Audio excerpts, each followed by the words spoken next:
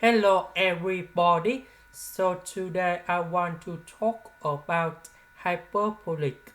So now I want to show you how to answer. We want to prove about this one. So now I want to show you. The first thing we need to know that cosh s, that is about e to the power of s plus e to the power of negative s over number 2, and sinh s, that is about e to the power of s minus e to the power of negative s over number 2. So we have this one. So I will put this one gone here, and this one gone here.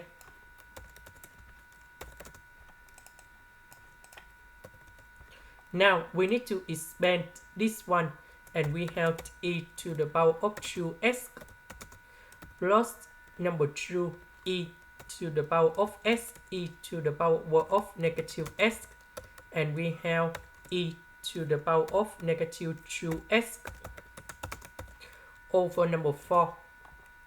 This one we have e to the power of 2s minus number 2 e to the power of s e to the power of negative s plus e to the power of negative 2s over number 4. And now we simplify this one, cancel this one, and this one cancel this one. However, negative with negative we have positive. Number 2 plus number 2 we have number 4. This one we have number 1.